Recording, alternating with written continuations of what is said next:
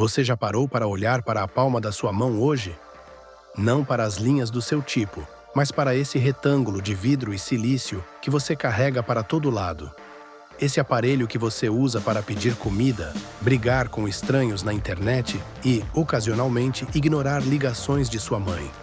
O smartphone não é mais uma ferramenta. Ele se tornou uma extensão do seu corpo.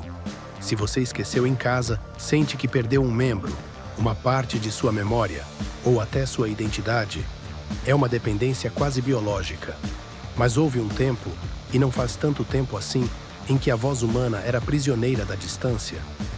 Se você quisesse dizer "eu te amo" ou "a casa está pegando fogo" para alguém em outra cidade, sua mensagem levaria dias, semanas ou meses para chegar, viajando no lombo de um cavalo cansado ou no balanço incerto de um navio.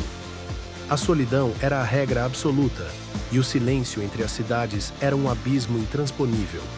O mundo era vasto, desconectado e silencioso. Então, como foi que houve gritos no vácuo para a telepatia digital? Quem foi o gênio, ou o vilão, que decidiu que a eletricidade poderia carregar a alma da voz humana através de fios de cobre? Prepare-se, porque hoje vamos mergulhar fundo para desvendar o DNA da comunicação. E fique comigo até o final, porque eu vou te mostrar como o seu celular hoje tem mais poder de processamento do que todos os computadores da NASA que levaram o homem à Lua em 1969. E por que, mesmo com todo esse poder, nunca sentimos tão sozinhos e desconectados da realidade.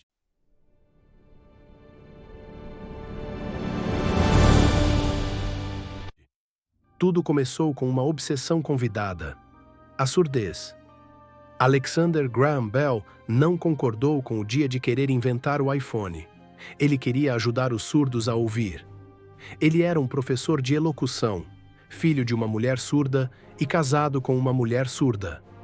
Ele está passando os dias estudando como o som vibrava e como transforma essas vibrações em algo visível ou tangível. Mas ele não estava sozinho nessa corrida frenética. O século XIX foi o verdadeiro velho oeste das patentes, onde fortunas foram feitas ou perdidas por questão de minutos. Imagine a tensão do dia 14 de fevereiro de 1876. Um homem chamado Elisha Gray chega ao escritório de patentes com um projeto detalhado de um aparelho que transmite voz por eletricidade. Ele saiu de lá confiante, achando que garantiu seu lugar na história. O que ele não sabia é que apenas 2 horas antes, os advogados da Graham Bell tinham protocolado exatamente a mesma ideia. 2 horas. Se Bell tivesse parado para tomar um café a mais ou se tivesse se atrasado no trânsito de viagens daquele dia, talvez hoje você estivesse usando um iGray. Foi a disputa mais apertada da história da tecnologia, uma briga de ego. Advogados e cronômetro que definia quem ficaria com os bilhões de dólares e a glória eterna. A primeira frase transmitida foi tudo, menos glamurosa ou poética. Bell, no meio do seu laboratório bagunçado, derramou ácido da bateria na própria calça e, concentrado em desespero: "Sr. Watson, venha cá, eu preciso de você." Não foi um "Olá, mundo" ou uma citação bíblica profunda. Foi um pedido de socorro de um inventor desastrado, mas trabalhado. Watson, no outro cômodo, ouviu cada palavra através do fio. Pela primeira vez na história da biologia, a voz de um homem esteve em 2 lugares ao mesmo tempo. A física tinha sido derrotada pela engenharia. No começo, o telefone era um brinquedo de luxo para ricos, médicos e grandes empresários. Foi um caos logístico total.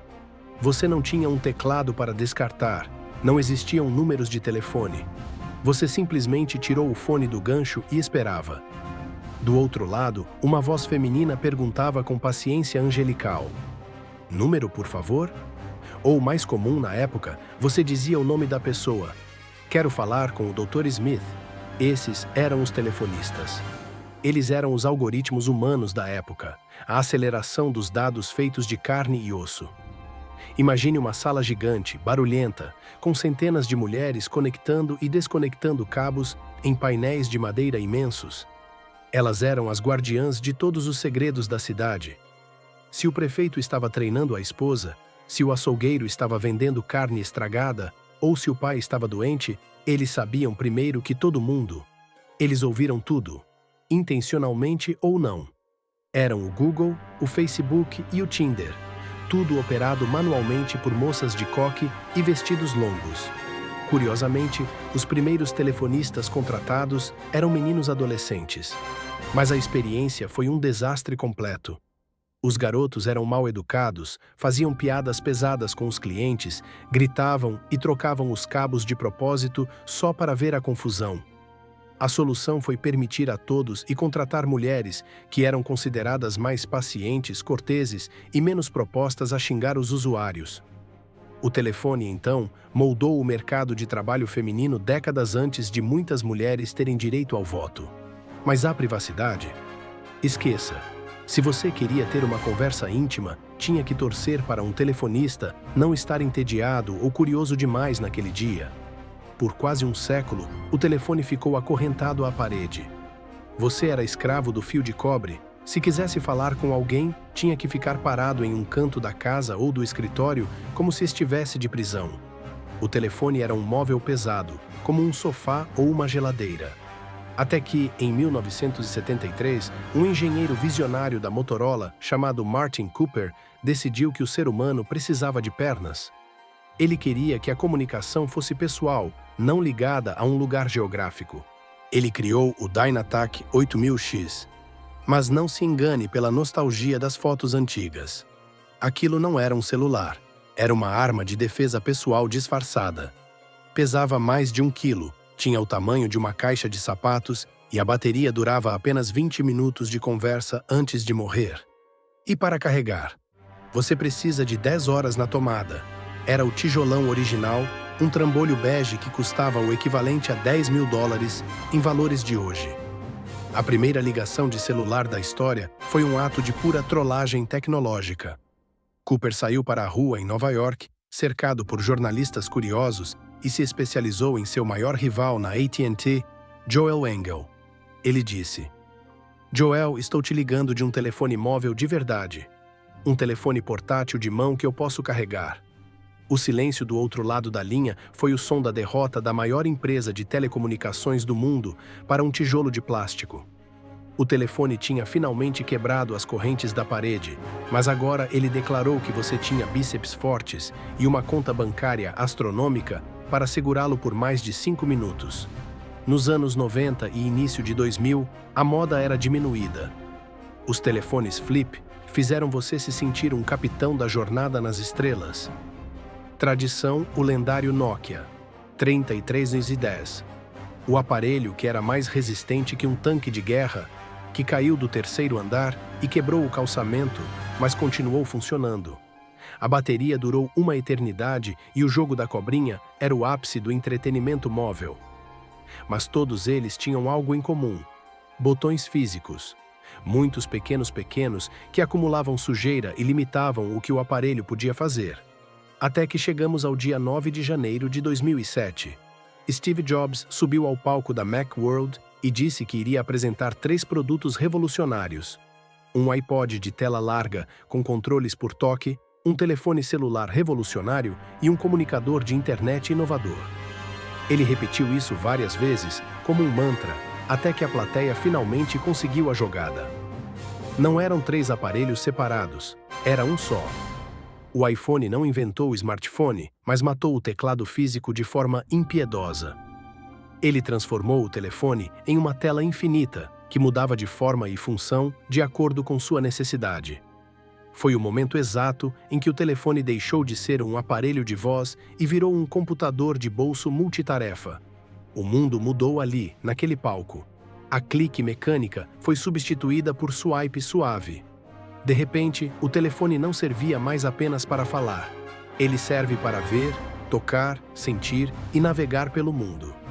Nós paramos de olhar para o horizonte e começamos a olhar para baixo, para a luz azul que emanava de nossas mãos.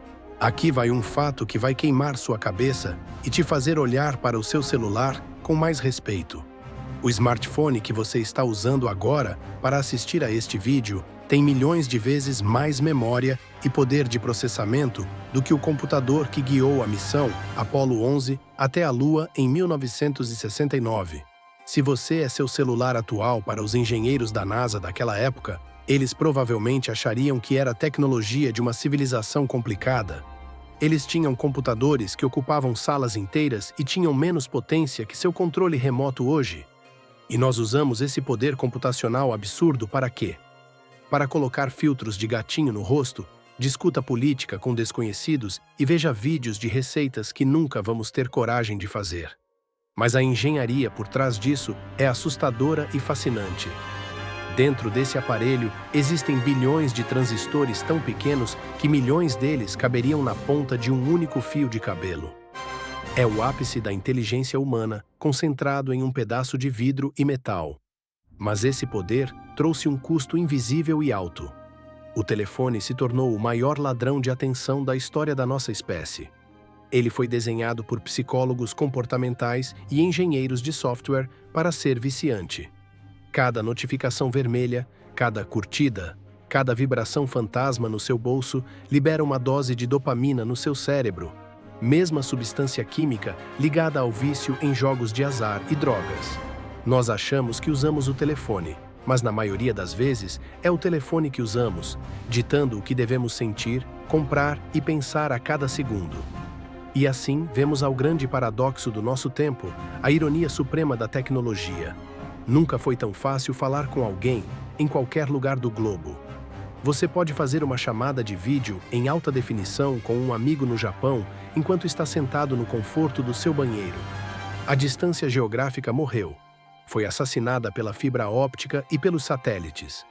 Mas, estranhamente, os índices de solidão e depressão nunca foram tão altos na história moderna.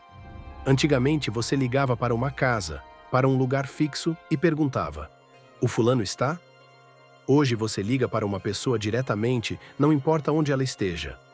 O telefone nos isolou em bolhas individuais e portáteis. Em um jantar de família ou em um encontro de amigos, é comum ver 5 pessoas sentadas à mesa, cada uma mergulhada em seu próprio universo digital, conectadas com quem está a 1000 quilômetros de distância e completamente desconectadas de quem está sentado ao lado, respirando o mesmo ar. O smartphone realizou o sonho impossível de Graham Bell de acabar com o silêncio e a distância, mas criou um ruído constante e garantidor que nos impede de ouvir a nossa própria voz interior. Transformamos a ferramenta definitiva de comunicação na maior barreira de convivência real que já existe. O aparelho que deveria nos aproximar, muitas vezes, serve como um escudo de vidro para não termos que encarar a realidade olho no olho. Com toda a sua imperfeição e beleza, a história do telefone é, no fundo, a história do nosso desejo desesperado e humano de não estarmos sozinhos no universo. Do fio de cobre esticado entre duas comodidades ao sinal invisível de 5G que atravessa paredes, construímos uma teia tecnológica que abrange o planeta inteiro. É uma conquista sem precedentes, uma vitória da inteligência, mas que exige de nós uma sabedoria que ainda estamos engatinhando para aprender. A sabedoria de saber quando apertar o botão de desligar. Talvez o próximo grande passo de nossa evolução não seja um chip implantado no cérebro ou uma tela que se dobra em 4 partes, mas sim a nossa capacidade de colocar o telefone no silencioso, guardá-lo no bolso e simplesmente conversar, de verdade, com quem está na nossa frente. O futuro da comunicação pode ser, ironicamente, o retorno ao básico. Se você chegou até aqui, parabéns! Você faz parte da pequena elite de pessoas que ainda consegue manter a atenção em algo profundo por mais de 30 segundos sem se distrair com uma notificação. Você venceu o algoritmo hoje. Então, deixe seu selo de aprovação. Curta este vídeo e inscreva-se no canal A História das Coisas. Sua inscrição é o combustível que mantém essa expressão de conhecimento girando. E agora eu quero saber de você, aqui nos comentários. Qual foi o seu primeiro celular? Você era do tempo do tijolão, do Nokia indestrutível ou já nasceu na era do touchscreen? E mais importante, você sente que domina seu celular ou que ele domina sua vida? Eu faço questão de ler e responder todo mundo, porque afinal, entender como as coisas surgiram é a única forma de não sermos atropelados pelo futuro. Muito obrigado pela sua audiência, pelo seu tempo precioso e até a nossa próxima viagem pela história das coisas.